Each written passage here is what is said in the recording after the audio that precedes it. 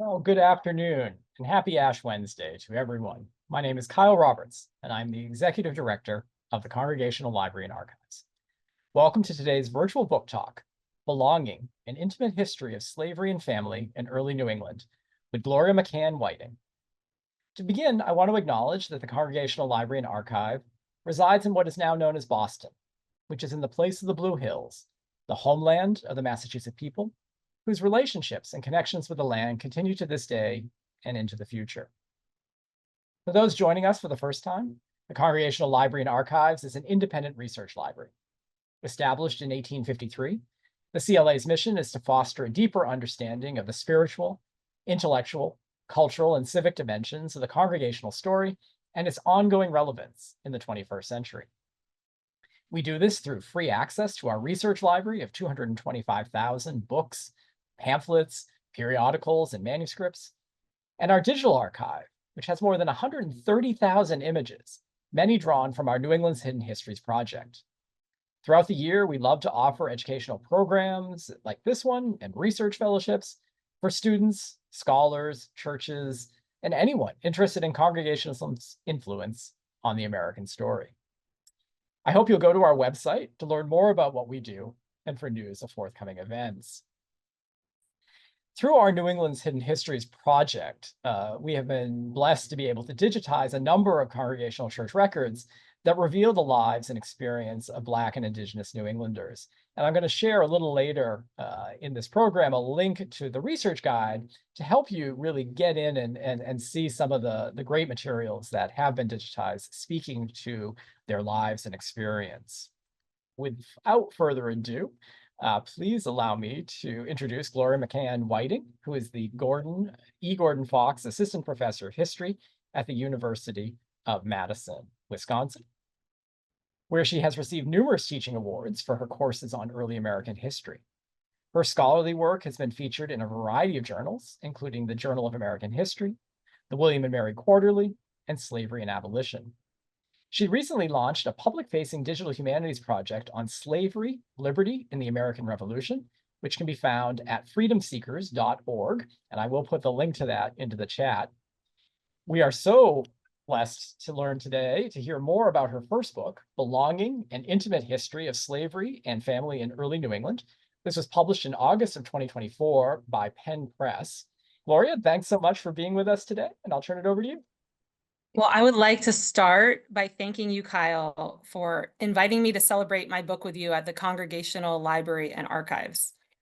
It is especially fitting to be here, albeit virtually, because I spent many happy hours in your reading room perusing the 18th century records of Boston's congregational churches. So my book on family and slavery came out 6 months ago now, but this is my first talk about it because my own family life intervened. Just weeks after the publication of Belonging, I gave birth to my fourth child, a son named Logan. And Logan is absolutely delightful. We are having so much fun with him, but he's not especially keen on sleep. So I have been exhausted. And I haven't taken the time to celebrate my book almost at all. So it's really good to do that now, though I do apologize in advance if my mental acuity is not what it might be under other circumstances. So where to begin? One of the first things that readers of my book will notice is that Belonging is a series of stories. I am a historian because historians a generation older than I told riveting stories about women who lived in the 18th and 19th centuries. Stories of Martha Ballard, of Rebecca Protter, of Eunice Connolly, and of many others. The stories they told are what drew me to the past. And I wanted, in my own humble way, to draw readers to the past by telling stories in my book. So each chapter of Belonging tells the story of an enslaved family or of a cluster of bound kin, even as it explores a broader set of issues related to family life. So, for instance, one chapter is about childhood in slavery. Another chapter is about the marriages of those in bondage, and so on. Since stories are what made me a historian, and since stories provide the narrative trajectory for my book, I think it is fitting for me today to start off with a little story. This is a story that comes toward the end of my book, and it's a story that prompted me to rethink what I thought I knew about how slavery had ended in Massachusetts. After I tell this story, I will share some clues from the archive that I dug up while trying to make sense of the tale. I want to give you a glimpse of some of the evidence that I work with in the book, because while my book is about families and slavery, it is also about the archive and what the archive can show us. Finally, I'll conclude today by connecting this little story and what it reveals about revolutionary Boston to my book more broadly. So, for my story. In early summer 1775, a diminutive figure moved across the landscape of eastern Massachusetts. Darby Vassall, a Black child who had been born into slavery 6 years prior, walked from Woburn to Medford to Charlestown to Cambridge. At every turn, he encountered signs of war, homes plundered by the British, tree limbs blasted by stray bullets, stone walls toppled by colonial snipers. The very air that hung around him, hot and heavy as a blanket, was punctured by the sound of artillery. Along the way, Darby likely crossed paths with refugees who had escaped from British-occupied Boston, whether secreted in fishing boats or rowed on rafts after dark.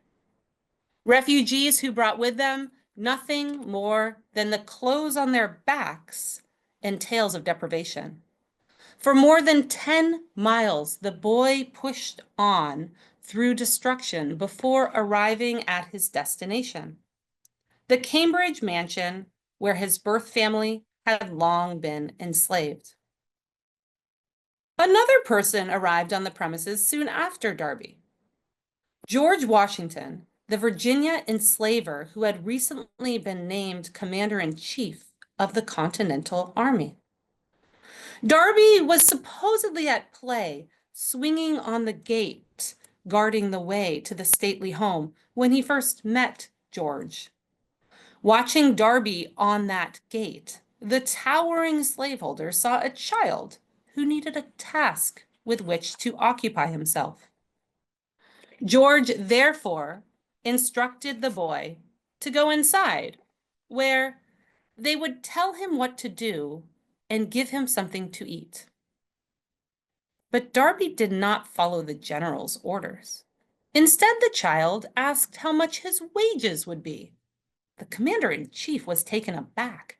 How could Darby be so unreasonable at such a time as to expect to be paid?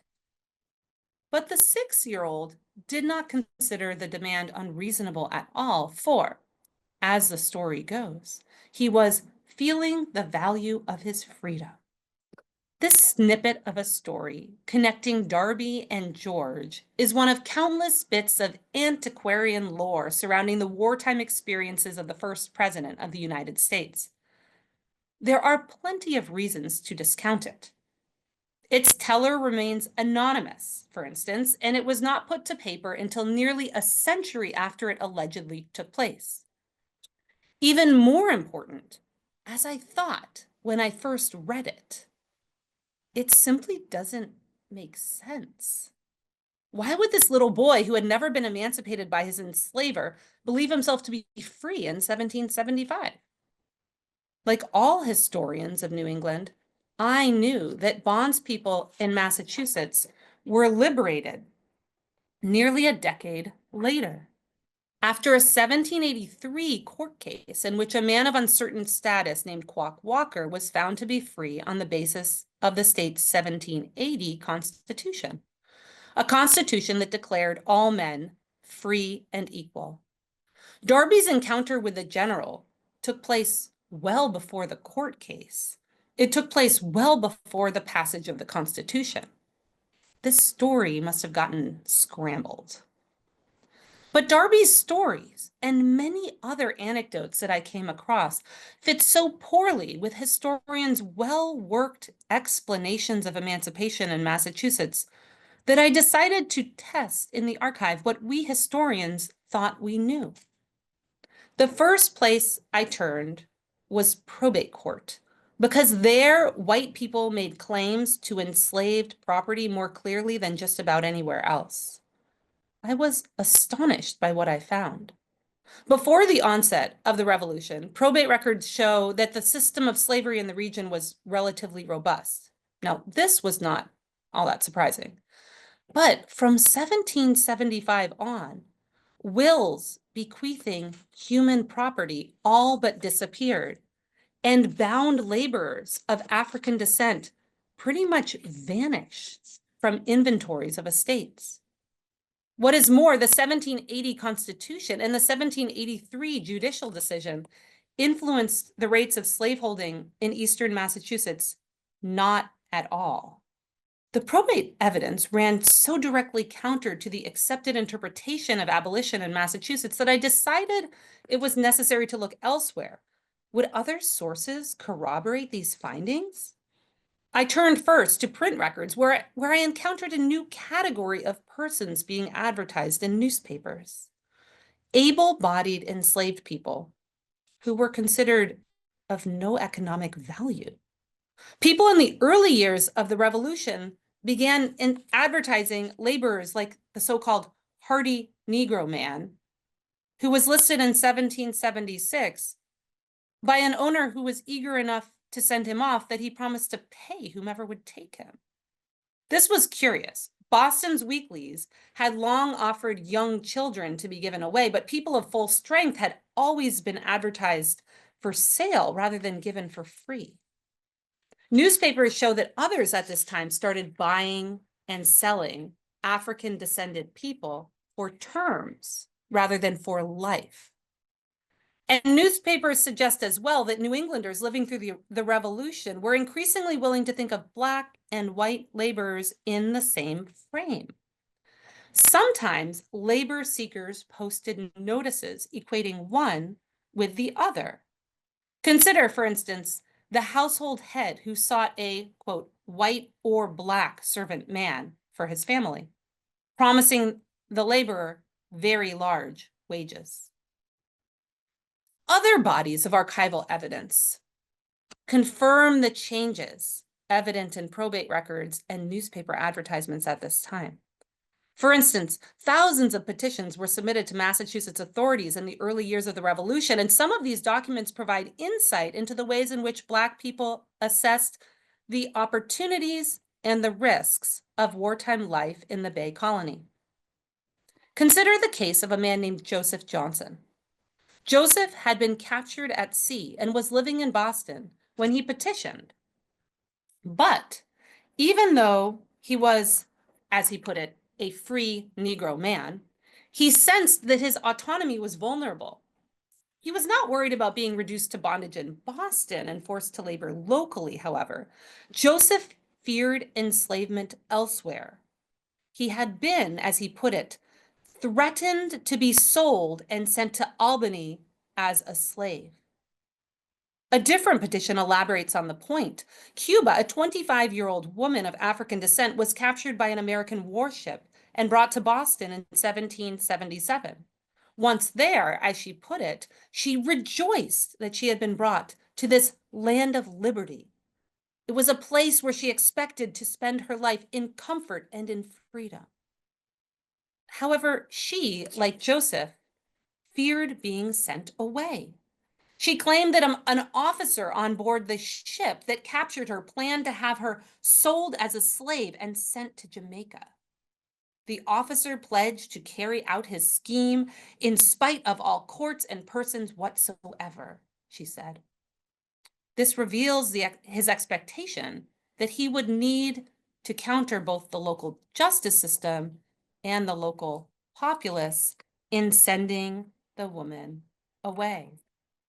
Court records provide additional evidence that local people were questioning slavery in the early years of the Revolution, and that white inhabitants realized they might not be able to claim the lives and labors of Black people much longer. For example, in 1777, Cato, who was described as an African by birth, arranged for a Boston man named Samuel Conant to be hauled into court for attempting to sell him, the said Cato, as a slave and transport him to foreign parts. The warrant suggests that local white people were looking to offload the enslaved or those nominally in bondage to places with more robust systems of slavery. And it suggests as well that the Massachusetts justice system took seriously the claims of Black inhabitants who found themselves victimized in the process.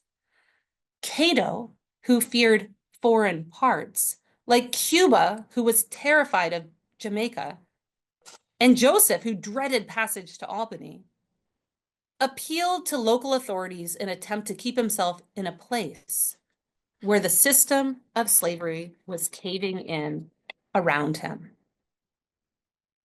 So probate records, newspapers, petitions, and court records show that, at least in the eastern part of Massachusetts, slavery all but petered out in the 1770s during the early years of the Revolution.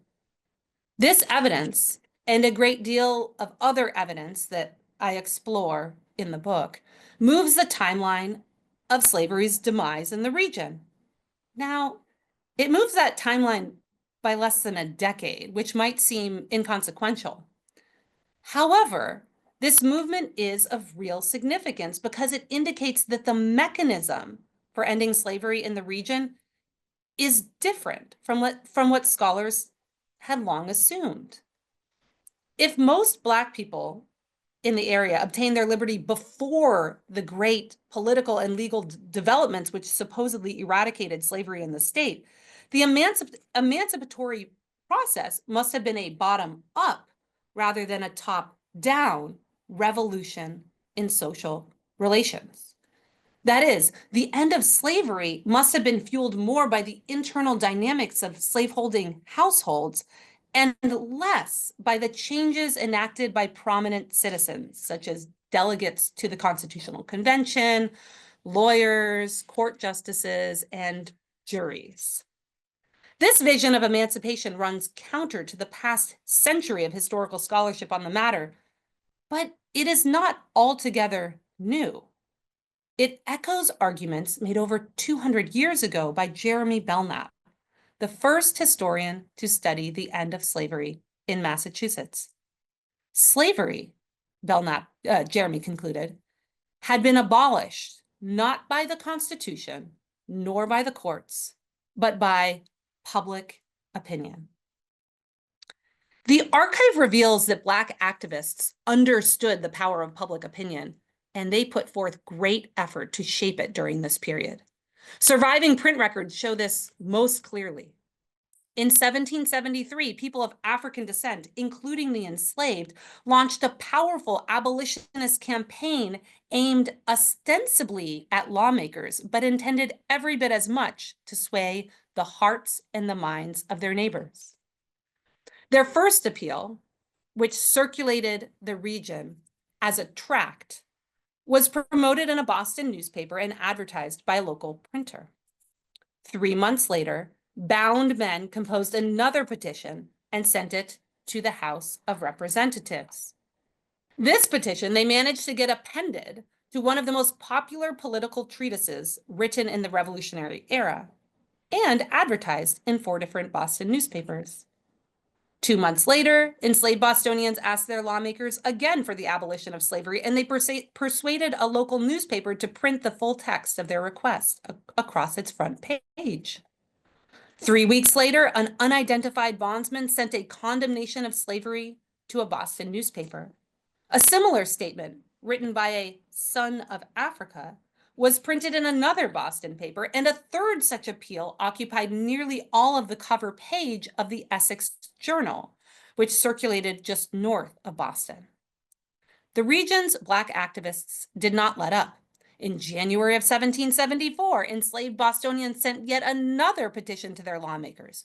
Once again, local newspapers picked up the story, bringing the petitioners' words into public houses and meeting houses, courtrooms and bedrooms. In May of that year, the petitioners addressed the House of Representatives again. Soon after, they sent yet another plea to Massachusetts lawmakers, and once more, they made sure that the text of their complaint was broadcast in print to their community. Placed in the first column of the front page of a prominent paper, the entreaty could not be missed. If you, my listeners, are exhausted by this laundry list of Black protests in print, that's the point. The appeals simply kept coming during these pre-revolutionary years. The printers kept printing. The public presumably kept reading. Now, the legislature never acquiesced to the petitioners' demands, at least in part because the governor dissolved the general court in the midst of the petition drive. But the petitioners won their broader point. Smothered by the claims of Black activists, white Bostonians appear to have become convinced that the claims they laid to human property were not legitimate. But how? On what grounds did Boston's enslaved community render illegitimate long-held beliefs and long-practiced customs? The answer has everything to do with the subject of my book, families. Black families figure prominently in this body of protest literature, which moved through the region in newspapers, tracts, manuscripts, circular letters, oral recitations, and rumors. Enslaved activists consistently and with vigor depicted slavery as a crime, not merely against the individual, but against the family. For those captured in Africa, the instance of enslavement nearly always severed intimate relationships, and for that it was damnable. We were dragged by the cruel hand of power, one petition reads. Some of us stolen from the bosoms of tender parents and brought hither to be enslaved. The petitioners repeated this line of reasoning over and over, even recycling the very words they used to express it. A later appeal echoed the complaint, almost verbatim. Another petition used essentially the same words, and a fourth entreaty elaborated on the theme.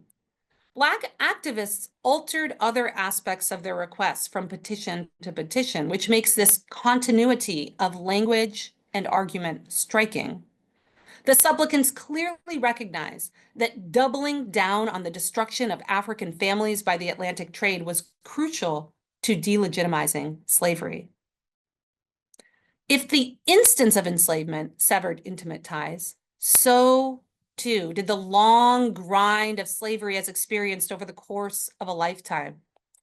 We are deprived of everything that has a tendency to make life even tolerable, the petitioners wrote.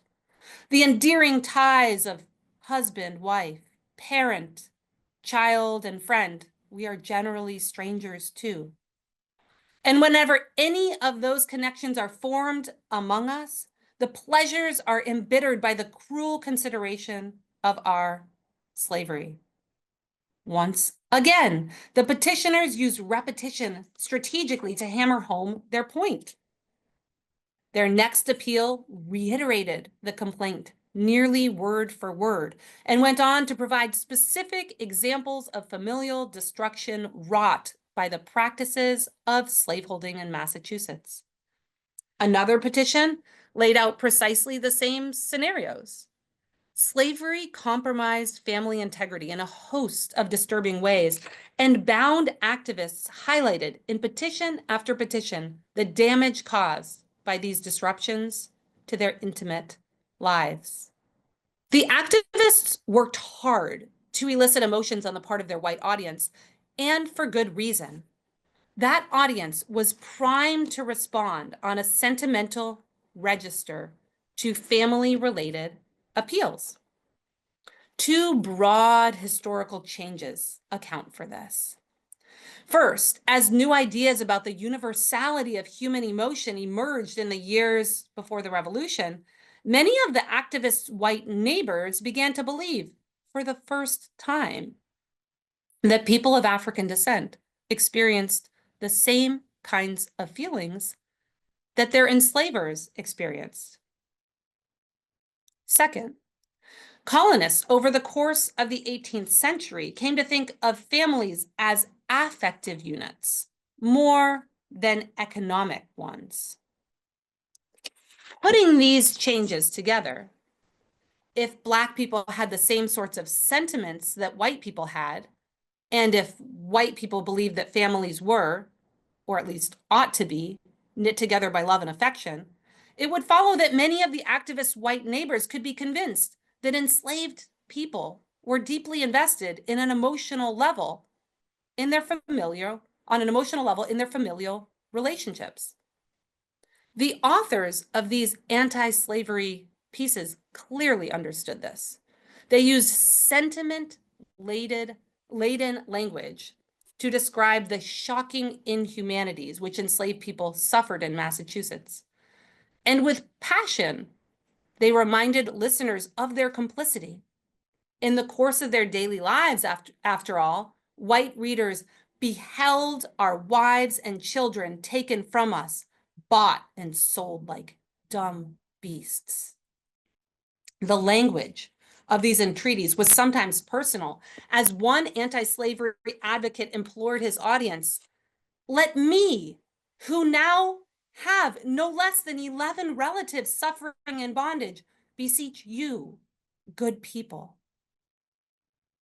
This emotional language about family life was so effective in part because it was carefully calculated to employ the sentimental idioms that pulsed through pre-revolutionary Boston.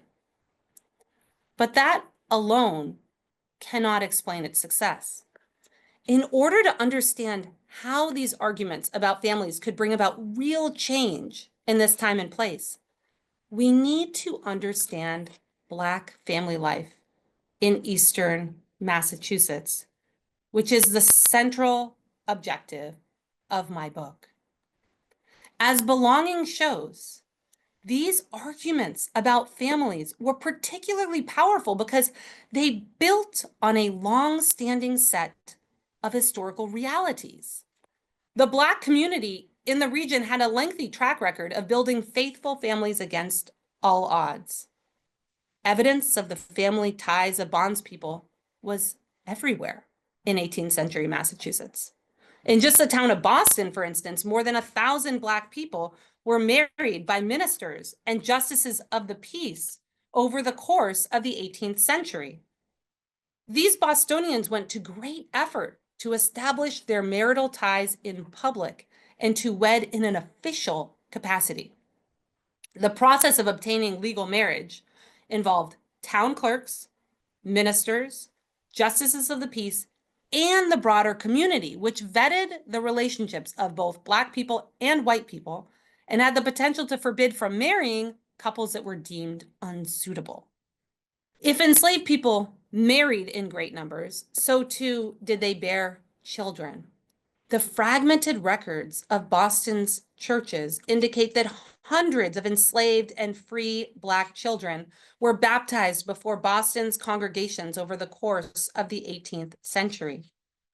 This was a ritual that was ordinarily carried out by the minister with the aid of the child's father. Baptisms were performed in the same place where marriages were announced, in Boston's local meeting houses, which stood at the center of the town's social life, and which residents of all races were required to attend by law.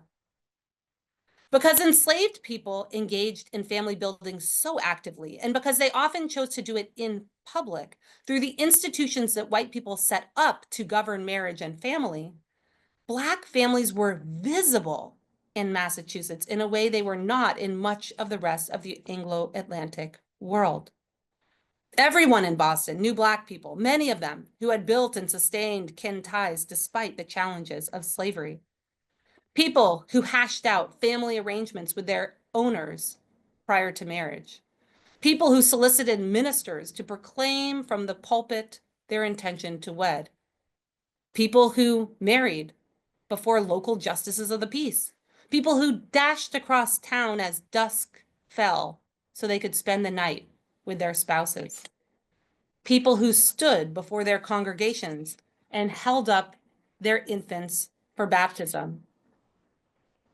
Therefore, as Boston's white community encountered Black activists' demands for the end of slavery in order to preserve family integrity, they must actually have thought of Black families struggling against the forces of slavery that threatened to tear them asunder. Families they knew, intact families, bound people in their churches who had built kin ties with one another. The claim that enslaved people should have a right to family autonomy made sense to white Bostonians because they had long watched Black people build family ties under the constraints of slavery. Husbands and wives ordinarily lived in separate households. Children could be given away. Any family member could be sold out of town. And yet, enslaved people continued to broadcast their bids for family unity to their communities. They stood before their congregations. They asked their ministers to announce their marriage intentions. They approached local justices of the peace and other officials. They sought advocates in their communities. They tried to purchase their children's freedom. They sued for their wives' liberty in the courts. Belonging tells this big story, the story of the sustained and often public struggle on the part of Black New Englanders for intimacy. Throughout the century and a half, from New England's founding to the American Revolution, the enslaved strove to influence the treatment of their family members. They pursued opportunities for economic advancement, and they called for release from bondage. Sometimes Black New Englanders succeeded in securing meaningful concessions: the right to marry, protection for a child, a promise of freedom. And the cumulative effects of these concessions was significant. The work of making and maintaining kin ties influenced the region's law, religion, society, and politics. This work led to the legal protection of enslaved people's right to marry, for instance, as well as helped foster uneasiness in the church about spousal separations. Ultimately, the actions taken by people of African descent to fortify their splintered families played a pivotal role in bringing about the collapse of slavery in Massachusetts. My book tells that larger narrative through a series of personal stories, pulling together these microhistories to demonstrate their cumulative effect in encouraging change in New England society. That larger narrative and those intimate stories help explain how Darby could march out of slavery in 1775.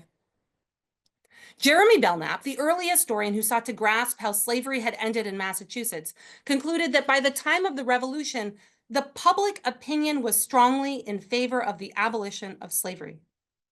When 6-year-old Darby deserted his owner's household to rejoin his birth family 3 towns away, he clearly sensed the changing tide of public opinion, the recognition on the part of many white people that slavery was no longer defensible, in large part because it encroached on the right of bondspeople to family integrity.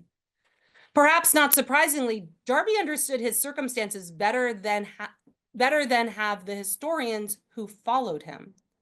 The story of his walk out of slavery and his confrontation with the commander-in-chief of the Continental Army, a story that once struck me as wildly improbable, well, it makes good sense when one takes care to excavate its context and to explore the history of slavery and family that came before it.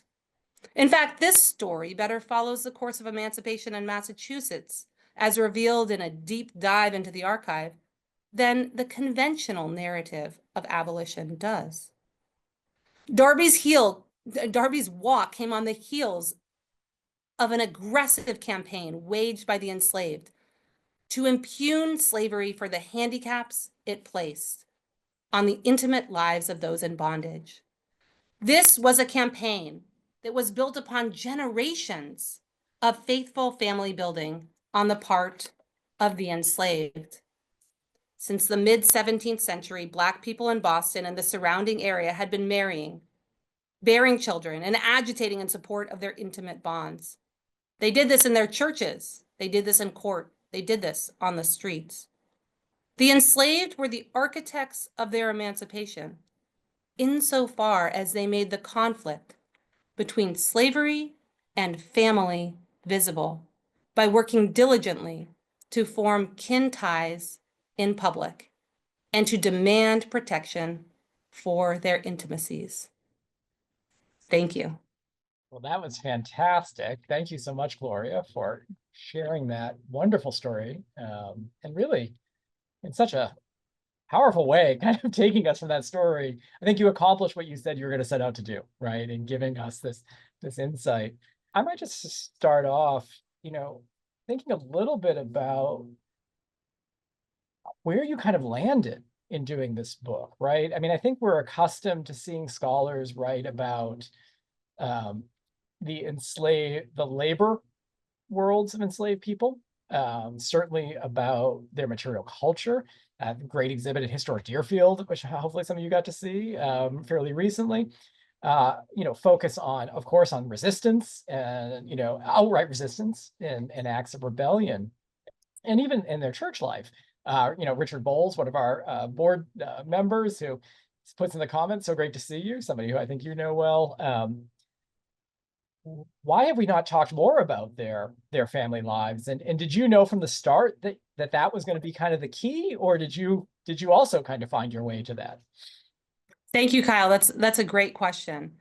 So I think the reason we haven't talked very much about the family lives, the intimate experiences of people enslaved in New England, is because the source material is perhaps a bit more fragmented for this kind of set of questions than it is for certain other questions. So I think you laid out some of the really rich work that's been done on kind of the material culture, the religious experiences, the sort of especially the labor practices of this place, of the enslaved in this place. And I've used all of that rich literature to help me along. But I think I just sort of somewhat naively thought, well, if I just look hard, I'll just, there's got to be stuff out there to answer these questions. I just became fascinated with the idea of what could intimacy and family look like in this sort of atomized experience that enslaved people lived in early New England, where so often people in bondage might have been the only enslaved person that was living in a given household. And what did intimacy look like? What did community look like? So I kind of came up with these set of questions, and then I hit the archives thinking, oh, it'll be there. And I was warned that it wouldn't be there. And I started to use the indexes, the finding aids, all the things that are useful to historians. And after a good period of, a good number of months, maybe about a year of work, I realized this is not a feasible topic, or at least I couldn't move forward with it the way I had hoped to. And so at that point, I could have just pivoted to something to a set of questions that I could answer more easily, but I'm a little bit of a stubborn person, I think. And so I just dug in my heels and decided, well, if I can't answer these questions the way sort of I've learned to answer questions as a historian, maybe I can just answer them by using a different set of methodologies. And what I started doing was just reading everything page by page in the archive. And so it was a very kind of lengthy research process. But I started actually with probate records, which I reference in this in the beginning of my talk here. And I realized that the great majority of evidence found in probate records related to people of African descent is impossible to recover using any sort of shortcut. It just was a matter of just the sometimes mind-numbing process of turning page over page over page through hundreds of volumes. And at the end, really, there was a lot of richness there, but it's not easy to access. And so I replicated that very inefficient research method through different bodies of court records, through church records, through town papers, through all sorts of different sources, and kind of pulled together a body of evidence that in the end kind of surprised me with its richness. So so that, to answer your question of, why hasn't this been told? I think it's just maybe nobody was willing or able or whatever thought it was a good idea to engage in such an inefficient research process as I. And then in terms of where I landed, I think I might have indicated a little bit in my talk, like that I surprised myself. I really wanted to understand the intimacies of these people, what family looked like under such unusual and difficult circumstances. And then I realized that some big, political questions, some big economic questions actually could be answered by better understanding these questions about the family and kin relationships of these people, which was not something that I anticipated at the outset. As I said, I was very surprised to learn that slavery ended in the eastern part of Massachusetts earlier and differently than I'd expected, in large part because of these relationships that had been cultivated in public over generations. So yeah, that's where the project kind of came from, and that's how I ended up and that's how I ended up making these connections to abolition in the last chapter of my book. Well, I think I can speak for everybody in the virtual audience. Thank you for camping out in the archives. And, I imagine you probably spent a lot of time in the state archives going through these resources. So great question here from Rick Taylor, who is asking about the applicability of your findings for Eastern Massachusetts as we move into Western Massachusetts. And, he asked about Mabets or Mumbet, a very, in public history world, a figure who really has gotten a lot of attention in the last couple of years. Do you think the findings you're finding apply in Stockbridge and in Western Massachusetts as well, or is there something distinctive about Eastern Massachusetts? Great question. Thank you, Rick. I do think, so one thing that this research has shown me is how very small places can differ from other places that are not very far away. And so at first I did work in Rhode Island, I did work in Maine, I did work in Connecticut. This was going to be sort of a story that ranged throughout the New England colonies. And as I developed, as I kind of landed on a methodology that I thought would work, I realized that I was incapable of replicating that methodology in all of these different locales. So I can't answer because I haven't done the research, Rick. I cannot give you a definitive answer, but I can tell you what I think. And what I think is that Central and Western Massachusetts actually had a very different ending. That slavery there ended in a very different way. I think that as I mentioned, this 1780 Constitution declaring all men "quote unquote" free and equal, the 1783 Quock Walker case, which found this man of uncertain status to be free based on that Constitution. What seemed like real landmark moments didn't really move the register on the radar of slavery of this Eastern Massachusetts area that I was working with. But I think those were actually quite crucial for ending slavery in the more rural, central, and western parts of the state. So that's what I expect. I expect that Quock Walker, who was from Central Mass, Mumbet, who was from Western Mass, that they needed to use the Constitution. They needed to use the law to establish their freedom in court, and that what happened in this sort of more densely populated, really, you know, Boston and its environs being the ground zero for kind of revolutionary thought and rhetoric, and this kind of very rich history of family building and community building in public, that was applicable in this in Boston and the surrounding regions. I think gave it kind of shifted it in another direction, so that the process of ending slavery was actually quite different in the area that I'm looking at than in the central and western parts of the state. Fantastic. Yeah, I think there's always that, you know, you do your study in one area and people want to know, and there's other questions in here, of course, what was happening in other states, what were happening in other parts. And I think that's a, you know, your answer there really helps us kind of understand that we need to do the work, right? And we need to get in, but also think about the ramifications of what happens in one place and its usability in others. Wonderful question here from Charlie Hambrick Stowe, another longtime supporter of the library.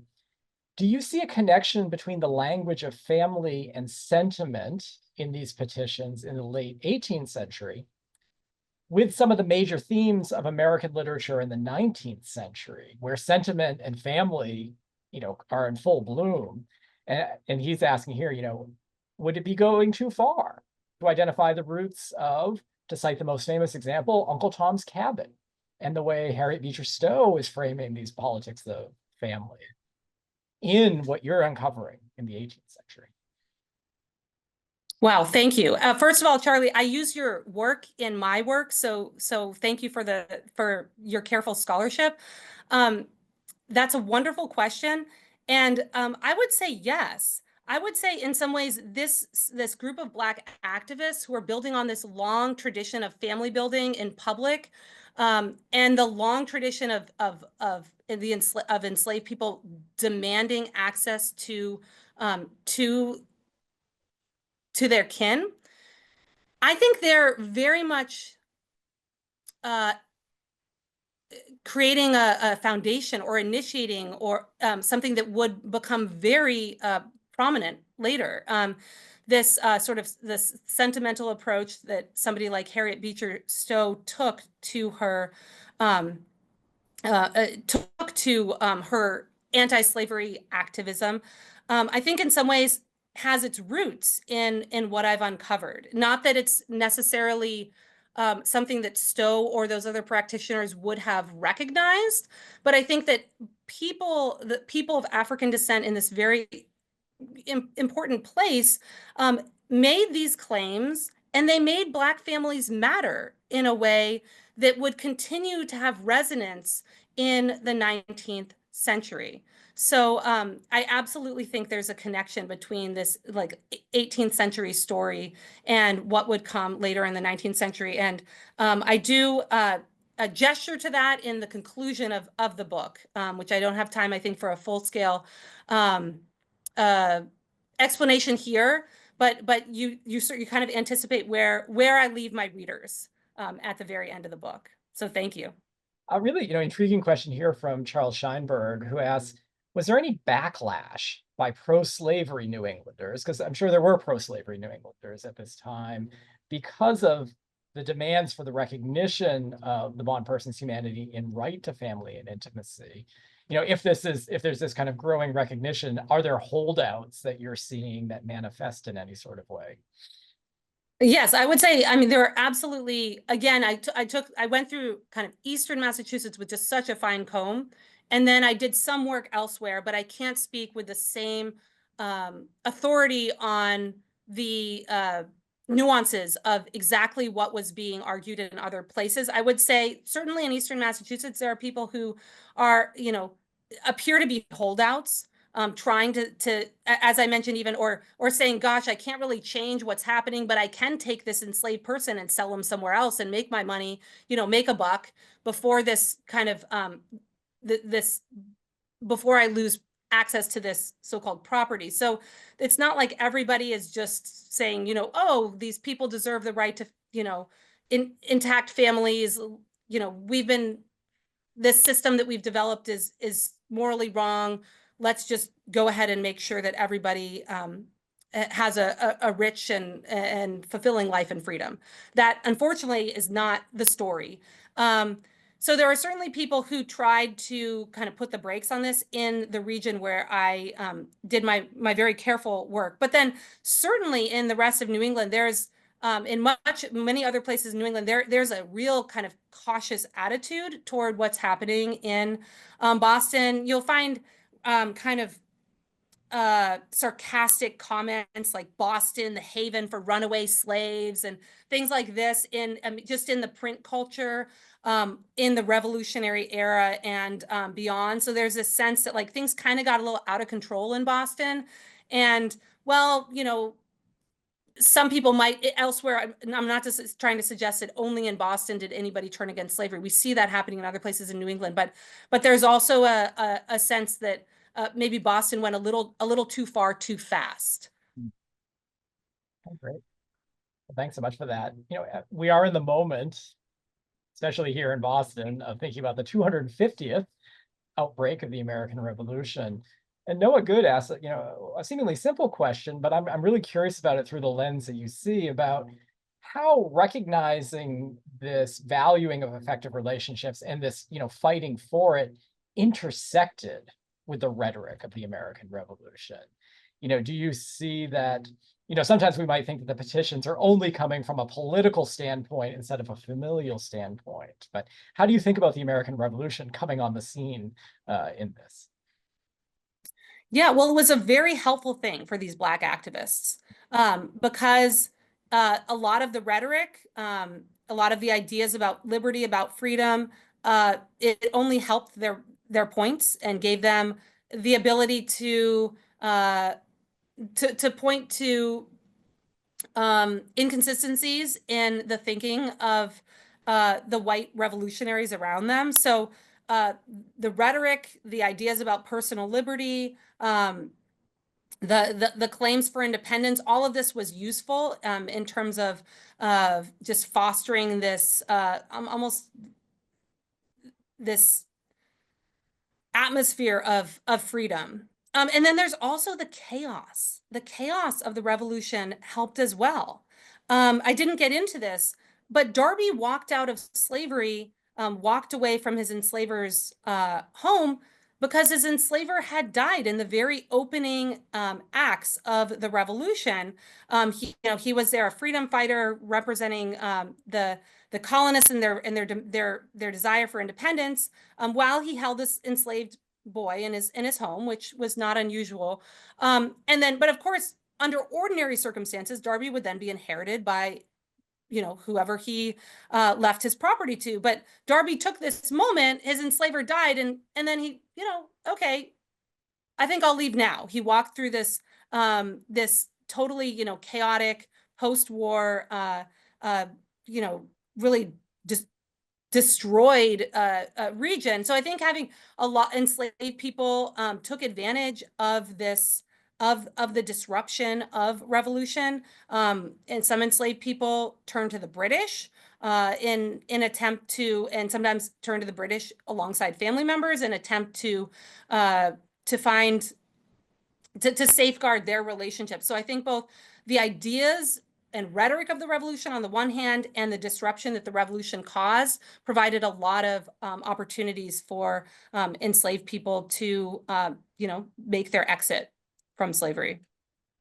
There are more questions here than we have time, but I want to do as one final question, if that's okay. And Of course. So this final question comes from Joanne Mellish, and she asks, how does the routine incident of binding out of free kids of color in the early 19th century, these are children of enslaved people, correlate with, or maybe reflect, the abandonment of the seriousness with which whites took the formation and maintenance of families, and of their effective relationships in Massachusetts? So is that something that you've had a chance to kind of think about? And well, Joanne, of course you would, ask such a smart and just probing question. And of course, Joanne, thank you. Joanne helped me a great deal in, especially in the early stages of this project, and was a cheerleader from the beginning. So it's a wonderful question. And I think that a big issue is that freedom did not mean good economic opportunities. freedom left a lot of people in pretty dire straits. So I don't want to leave